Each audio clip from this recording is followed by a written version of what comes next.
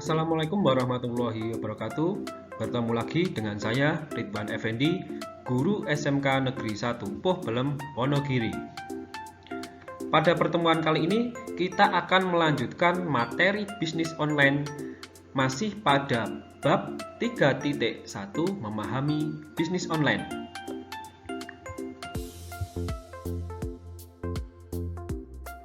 Pada pertemuan sebelumnya kita sampai pada materi 3 jenis saluran dalam pemasaran bisnis daring. Pertama, komunikasi atau dalam kurung communication. Yang kedua, transaksi dalam kurung transaction. Yang ketiga, distribusi dalam kurung distribution. Nah, saya akan jelaskan satu-satu. Silahkan kalian perhatikan dan dipahami dengan baik.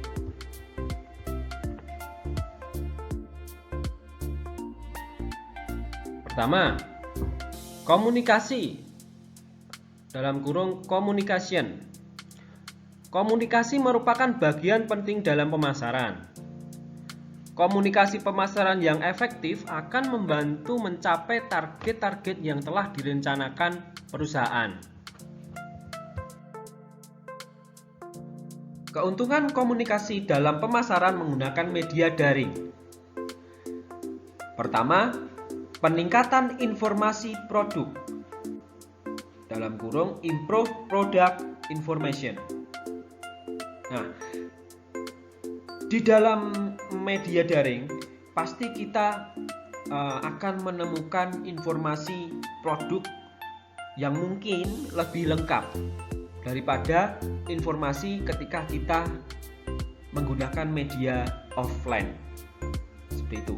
Kemudian peningkatan informasi harga dalam kurung improve price information. Nah, kita lebih tahu mengenai informasi harga terbaru, harga terkini, baik naik atau turunnya harga suatu produk tersebut.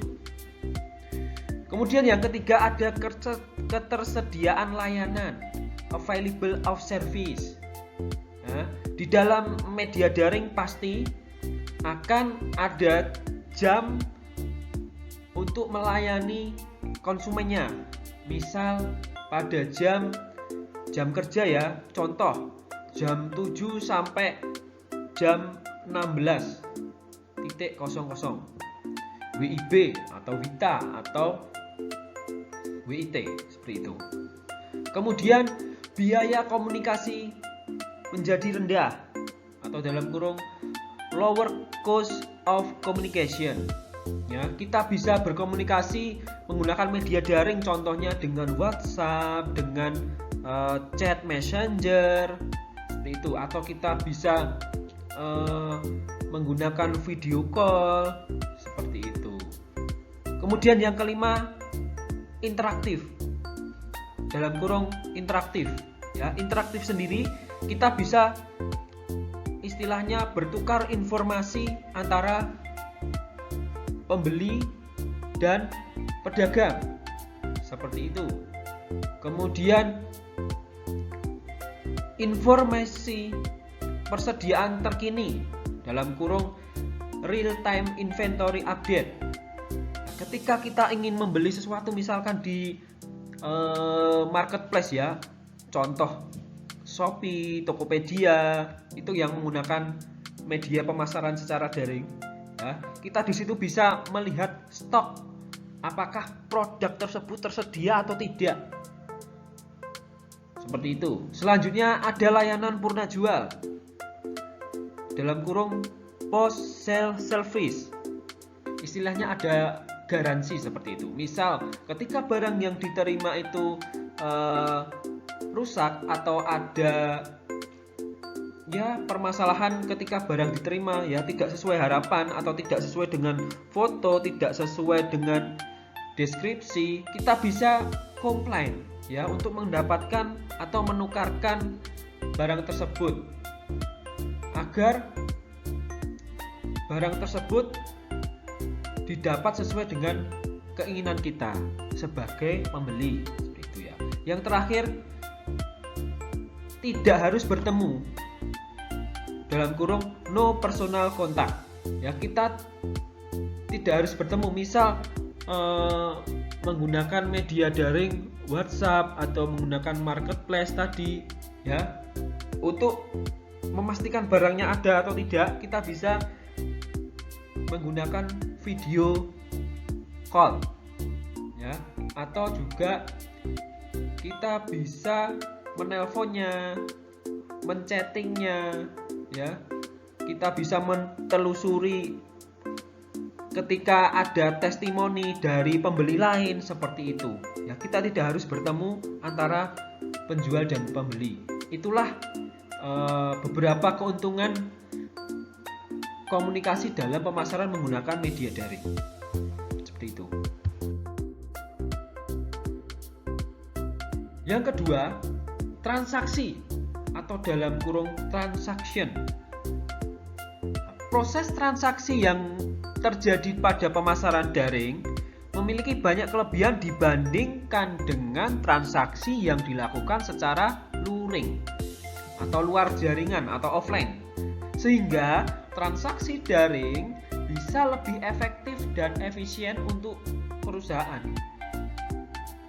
Contohnya ya, kita bisa menggunakan transfer antar bank, menggunakan mobile banking, menggunakan pembayaran secara online, menggunakan aplikasi pembayaran online. Contoh, ada menggunakan ShopeePay. Kalau kita menggunakan marketplace atau toko online Shopee, kita juga bisa menggunakan OVO.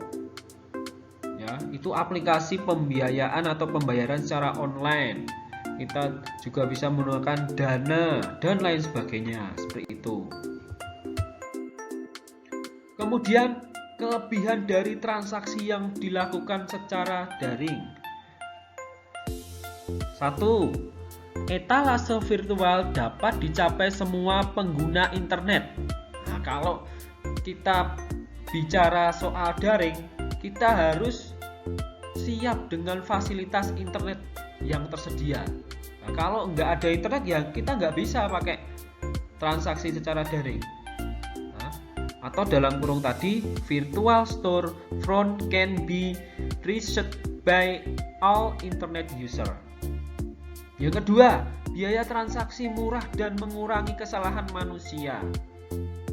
Nah, atau dalam kurung lower cost of transaction and reduce human error.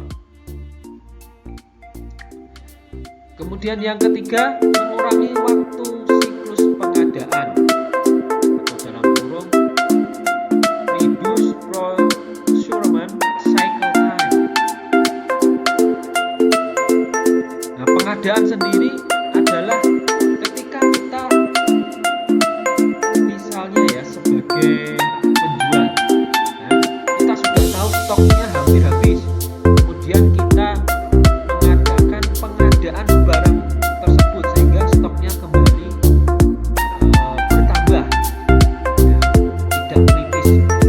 Kemudian yang keempat, tingkat persediaan yang lebih rendah dan biaya overhead terkait lainnya, atau dalam kurung lower inventory level and order related overhead. Yang kelima, promosi dan penjualan langsung kepada konsumen. Ya, kalau kita menggunakan transaksi dilakukan secara daring, kita juga lebih bisa memasarkan atau mempromosikan penjualan langsung kepada konsumen. Misalnya pembayaran mudah dan cepat, ya, tidak perlu bertemu secara langsung, menggunakan transaksi atau alat pembayaran via online, seperti itu. Yang keenam, harga fleksibel, atau dalam kurung fleksibel pricing. Yang ketujuh, biaya entry dan pembentukan biaya relatif rendah, atau dalam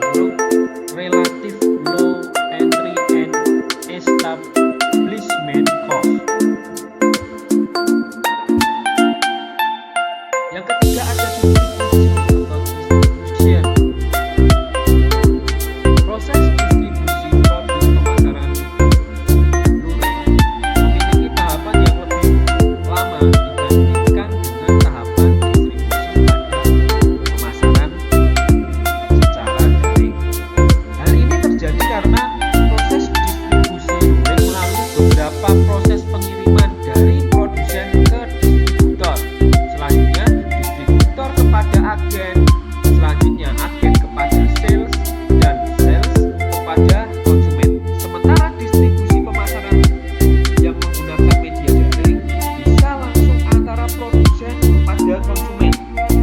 Tidak perlu melalui distributor, agen, sales, seperti itu. Kelebihan distribusi secara daring. Pertama, mengurangi waktu tunggu produk atau dalam kurung reduce waiting time to receive product. Yang kedua, menurunkan biaya pengiriman dalam kurung lower cost of delivery. Yang ketiga, pelanggan bisa melacak pesanan dalam kurung allow customer to track order. Yang keempat, mengurangi jumlah perwakilan layanan pelanggan. Nah, contohnya tadi ya, distributor, agen, sales, itu perwakilan layanan namanya. Atau dalam kurung reduce number of customer service representative. Sekian materi yang bisa saya sampaikan pada pertemuan kali ini. Terima kasih. Semoga bisa dipahami, dan jika belum paham, kita bisa berdiskusi melalui WA Group. Wassalamualaikum warahmatullahi wabarakatuh.